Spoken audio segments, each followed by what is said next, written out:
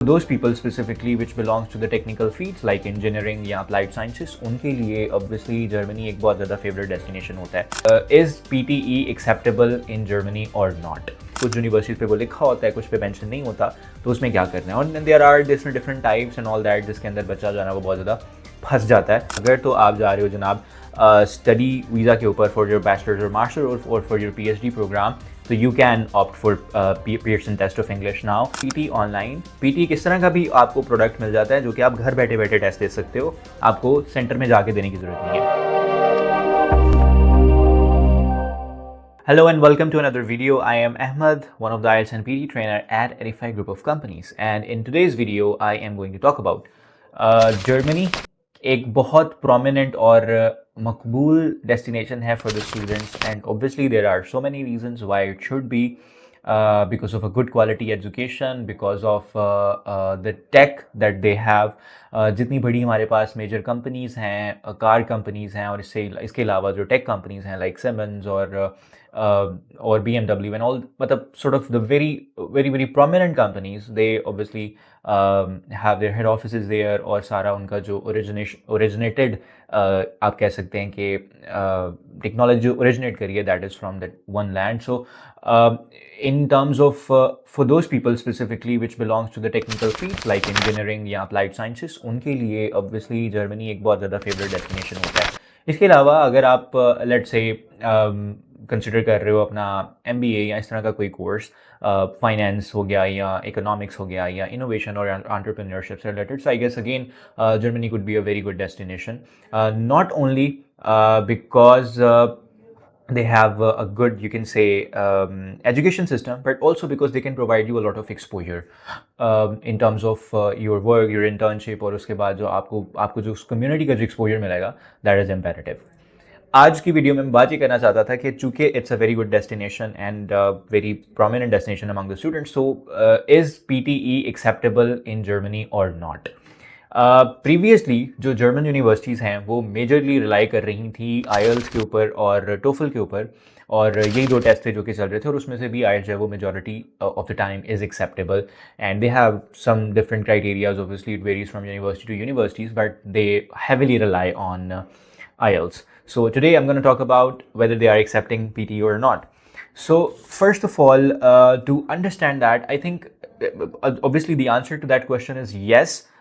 There is a big chunk of universities which are accepting PTE academic, but उसके अंदर थोड़ा सा एक नुआंस है जो कि मैं आपको समझाना चाहता हूँ. और कुछ यूनिवर्सिटीज़ पे वो लिखा होता है, कुछ पे मेंशन नहीं होता, तो उसमें क्या करना है. और there are different types and all that, जिसके अंदर बच्चा जो है ना वो बहुत ज़्यादा फंस जाता है, तो मैं प्राइमरीली उसकी बात करूँगा. तो अगर तो पहले तो क्वेश्चन का आंसर सबसे पहले मैं कर दूँगा, अगर तो आप जा रहे हो जनाब स्टडी वीज़ा के ऊपर फॉर योर बैचलर्स और मास्टर्स और फॉर योर PhD प्रोग्राम, तो you can opt for Pearson test of English. Now ऐसा ज़रूरी नहीं है कि you have to go for the IELTS और द TOEFL और the any other language test. So ये क्वेश्चन तो पहले it's in the positive.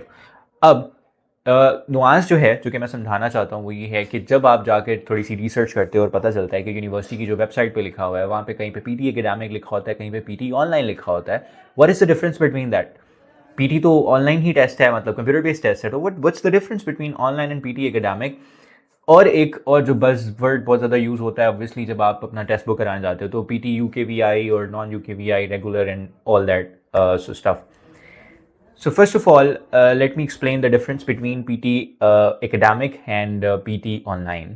PT academic is the test which you will give in the test center, जो कि आप जैसे let's say आप JNS center में in Pakistan you go and they give your test in your 𝗙𝗵𝐶 college. आप जाते हैं वहाँ पे USCFP वालों का सेंटर है, वहाँ जाके टेस्ट देते हो. तो ये जो है ना जाकर उनके सेंटर में टेस्ट देना, ये इसको हम कहते हैं PT academic in their term, वो जैसे वो लिख रहे हैं. जब वो मेंशन कर देते हैं PT ऑनलाइन, PT किस तरह का भी आपको प्रोडक्ट मिल जाता है जो कि आप घर बैठे बैठे टेस्ट दे सकते हो, आपको सेंटर में जाके देने की ज़रूरत नहीं है. तो वो कुछ यूनिवर्सिटीज़ में एक्सेप्टेबल है, सारी यूनिवर्सिटीज़ एक्सेप्ट नहीं कर रही, और जो प्रोमिनेंट यूनिवर्सिटीज़ होंगी समवेट बर्लिन के अंदर या इस तरह मेजर जो सिटीज़ हैं उसके अंदर, वो एक्सेप्ट नहीं करेंगी. वो सिर्फ PT एकेडमिक यानी कि सेंटर बेस्ड एक्सेप्ट करेंगी, वो ऑनलाइन एक्सेप्ट करेंगी. But there are also good options available in the smaller cities. आप थोड़ा सा अगर एक्सप्लोर कर सको उसको, तो आपको पता चलेगा कि PT ऑनलाइन वाले घर बैठ के जो PT दे सकते हैं वो वाले भी हैं, तो अगर आपको लगता है कि आपने उसी यूनिवर्सिटी के लिए करना है and you have your relevant course there and they are accepting PT online, तो ये एक अच्छी चीज़ हो सकती है कि all you have to arrange is a good internet connection and a room, isolated room, जहाँ पर आप आराम से बैठ के उस अच्छे इंटरनेट कनेक्शन के साथ घर बैठे बैठे टेस्ट दे सको. You won't have to go to the test center, but for the majority of the chunk it is going to be the center based test. अच्छा जी, अब हम बात करेंगे, मैं आपको थोड़ा सा दिखाऊंगा कि कौन सी यूनिवर्सिटीज़ हैं और हम उनकी तरफ कह लें कि थोड़ा सा उसको देखते हैं. All right, so now let's have a look. What are some of the universities which are accepting PT? So what we'll do here is I'll come. The good part here is PT academics accepted by 3,300 plus institutes worldwide, including Oxford, Harvard, and Yale. Accepted by Australia, Canada, UK, New Zealand government for applications, or it also shows that they are gradually moving towards the Europe as well. Acha. Now, once I put the Germany here, I can see there are 71 results which, so these are 71 universities which are accepting PT. अच्छा, अब मैं आपको example जो मैंने अभी बोला है उसके हिसाब से मैं जो what I wanted to make a point is कि let's say we come here and we look at this. So it's university, the name of the university, I don't know how to pronounce this to be honest, it probably in German or something.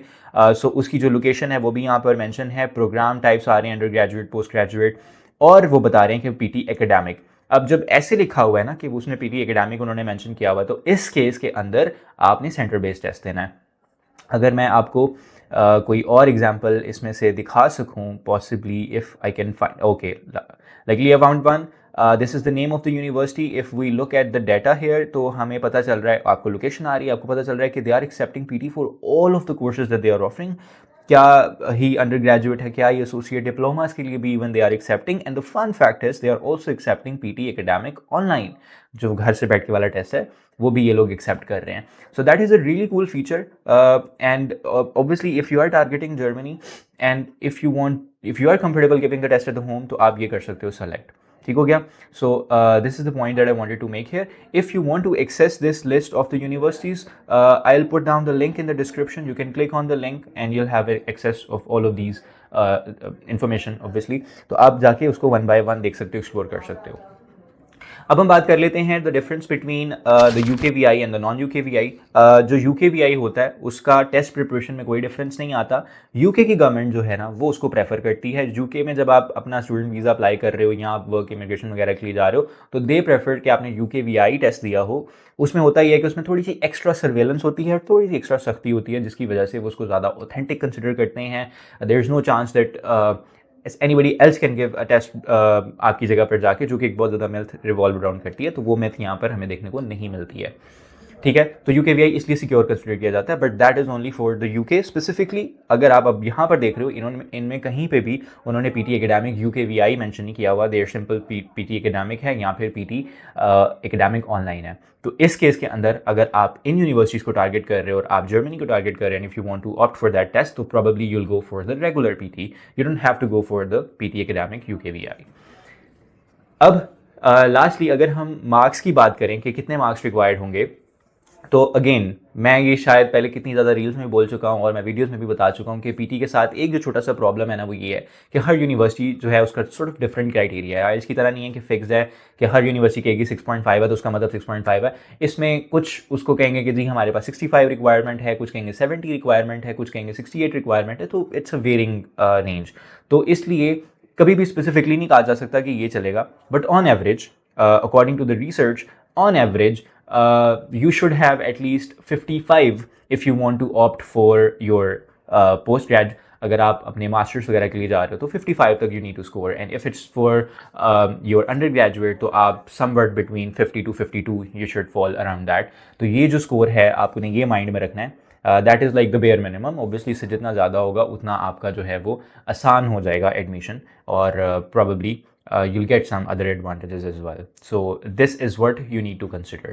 So I hope this video was helpful. If you want to know more about PT, IELTS, or any other language test, or applying for the Germany universities in Germany, you can reach out to Edify Group of Companies. And for the things that I've talked about, the link is given in the description below. Just click on that. If you are watching this video on not on the YouTube, then the link will be pinned in the comment section if you're, let's say, watching on Instagram or the TikTok. So thank you so much for watching the video. I'll see you in the next one. Allah Hafiz.